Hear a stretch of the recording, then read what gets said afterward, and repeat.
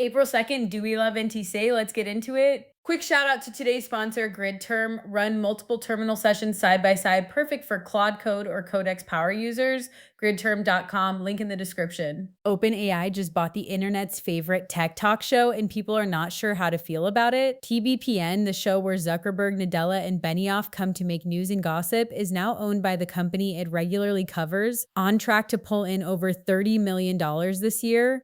The show reports to Chris Lehane, OpenAI's chief political operative, who's literally been described as a master of the political dark arts. Sam Altman says he doesn't expect them to go any easier on us and that he'll do his part to help enable that with occasional stupid decisions. Genuinely not sure if that's refreshing self-awareness or the best PR spin of the year.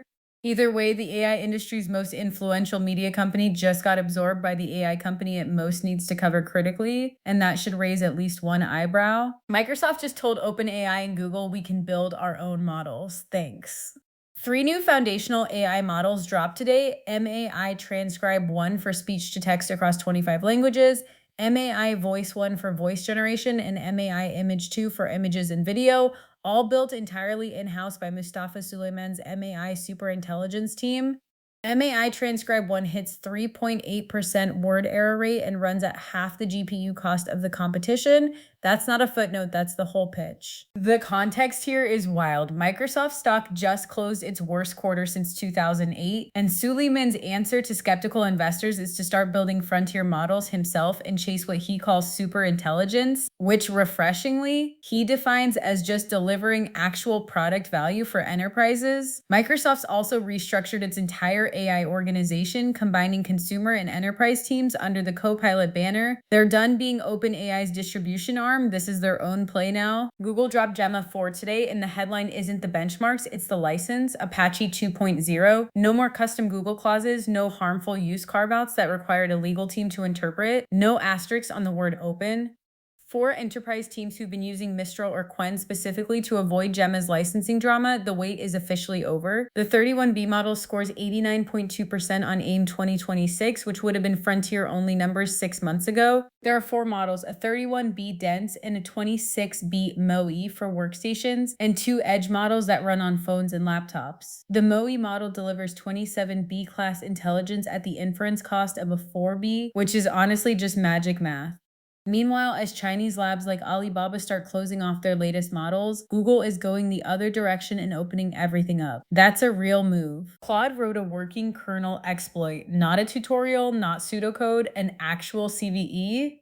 CVE 2026-4747 is a stack buffer overflow in FreeBSD's KG-SAPI module that affects NFS servers on FreeBSD 13.5 through 15.0, and a researcher at Califio used Claude to develop the full remote RCE chain all the way to a UEX0 reverse shell.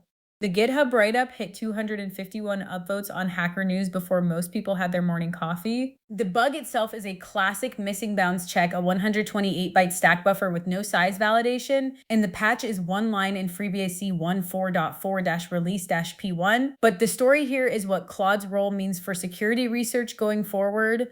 AI-assisted exploit development at this level is real now. If your NFS server is running unpatched FreeBSD, stop watching this video and go update. AMD dropped Lemonade and it hit #1 on Hacker News today with 390 upvotes. It's an open source local LLM server that runs on both GPUs and NPUs, speech, images, and text inference, all on your own hardware. Version 1 0.0.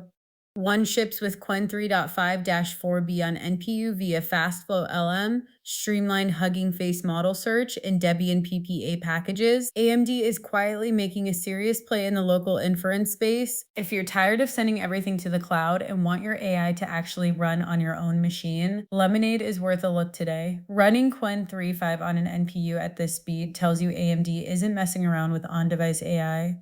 The NVIDIA runs everything narrative is getting challenged from a lot of directions at once right now, and this is one of them. Cursor 3 is here, and developers are losing it. 192 upvotes on Hacker News within hours of the announcement. Cursor has been the go-to AI coding IDE for a while now, and version 3 signals another major jump. Details are still rolling in, but the community reaction is exactly what you'd expect from a dev tool that people are genuinely passionate about. The AI coding editor wars are getting intense. Cursor, GitHub Copilot, and new entrants are all fighting for the same developer workflow. The fact that Cursor 3 dropped the same day Microsoft launches its own AI models in Gemma 4 lands tells you everything about where the industry's attention is right now. Everyone is shipping everything all at once. Elon Musk has a very full April. SpaceX filed confidentially for its IPO on April 1st, and no, that's not a prank. The SEC filing is real. Based on the review timeline, The Verge says we won't see a public S1 before June at the earliest. Meanwhile, Tesla has a deadline this month to start Cybercab production, and somewhere in there, Musk also has a trial where he's expected to grandstand about Sam Altman and OpenAI. Elizabeth Lepato at The Verge called this Musk being a very busy boy, and there's no better summary. The SpaceX IPO could be one of the biggest tech listings in years if it actually happens. SpaceX is worth more than most public tech companies already. April is going to be a lot. Google Vids just got a real upgrade. You can now type a prompt to direct your AI avatar to do anything in a scene, interact with props, change outfits, generate new backgrounds. They added VO 3.1 support for 8-second clips inside the editor, with 10 free generations per month for regular users and up to 1,000 per month for Workspace Ultra subscribers. The AI video creation market is getting very crowded, and Google is clearly not sitting this one out. They also added direct YouTube export so you can build a video and push it live without the download and re-upload dance. That's the kind of workflow improvement that actually changes how people use a product. Google Vids is quietly becoming a serious tool competing with Synthesia and HeyGen, and it has a distribution advantage neither of them can match. Google Home updated Gemini to actually understand natural language for your smart home. You can now say set the lights to the color of the ocean, and Gemini will pick the color. You can say preheat the smart oven to 350 degrees or set specific humidity levels without navigating menus. Gemini can now distinguish between a lamp and a light, which honestly should have worked from the beginning, but we're here now. Gemini Live's news summaries are also getting deeper on smart displays. You can ask Catch Me Up on Tech News during a conversation and actually get a useful answer. Kids with supervised Google accounts now get Gemini for home access too.